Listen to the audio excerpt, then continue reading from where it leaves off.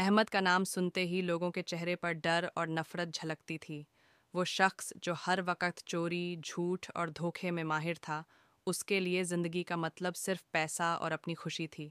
اسے اس بات سے کوئی فرق نہیں پڑتا تھا کہ اس کے کاموں سے کسی کا دل دکھا یا کسی کی زندگی برباد ہوئی۔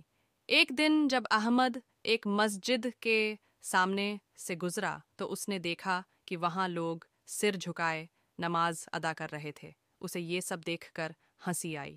اس نے سوچا، یہ لوگ کتنے بے وقوف ہیں جو اپنا وقت عبادت میں برباد کر رہے ہیں۔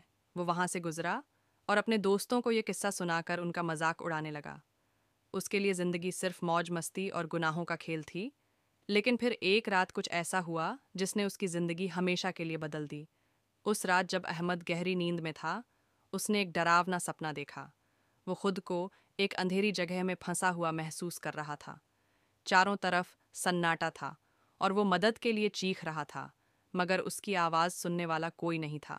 اس کے دل کی دھڑکن تیز ہو گئی اور وہ گھبرا کر اٹھ بیٹھا۔ پسینے سے لتھ پتھ احمد نے سوچا کہ یہ سپنا اس کے گناہوں کی سزا کا اشارہ ہے۔ ابھی وہ اسی سوچ میں ڈوبا تھا کہ اچانک اسے اپنے گھر کے باہر ایک ہلکی روشنی نظر آئی۔ جب اس نے کھڑکی سے جھانک کر دیکھا تو ایک بزرگ شخص کو اپنے دروازے پر کھڑا پایا۔ وہ بزرگ گہری اور رہسیمئی آواز میں بولا، احمد، اب بھی وقت ہے، اپنے برے کاموں سے توبہ کر لو ورنہ تمہارا انجام بہت برا ہوگا۔ احمد نے اسے صرف ایک وہم سمجھا اور پھر سے سونے کی کوشش کی، مگر وہ رات کروٹیں بدلتے ہوئے بیتی۔ صبح ہوتے ہی احمد کی حالت عجیب تھی۔ اس کی آنکھوں کے سامنے وہ سپنا اور وہ بزرگ شخص بار بار آ رہے تھے۔ آخرکار اس نے فیصلہ کیا کہ اب اسے اپنی زندگی بدلنی ہوگی۔ وہ سیدھے اس مسجد کی طرف بڑھا جہاں پہلے کبھی اس نے لوگوں کا مذاق اڑایا تھا۔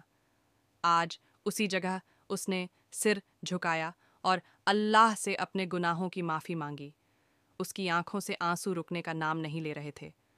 احمد نے اپنی پرانی زندگی کو الوداع کہہ دیا۔ اس نے اپنے ان دوستوں سے دوری بنا لی جو اسے غلط راہ پر لے گئے تھے۔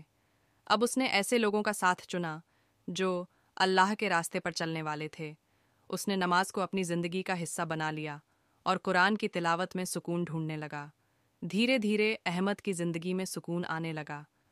اس کے دل سے وہ بھاری پن اور ڈر ختم ہو گیا تھا جس نے اسے برسوں تک جکڑ رکھا تھا۔ اب وہ راتوں کو چین سے سوتا اور دن میں سکون سے جیتا۔ لوگ اس کی نئی زندگی کو دیکھ کر حیران تھے۔ احمد کی کہانی اس روشنی کی طرح تھی جس نے اندھیرے میں بھٹکتے انسان کو راستہ دکھایا۔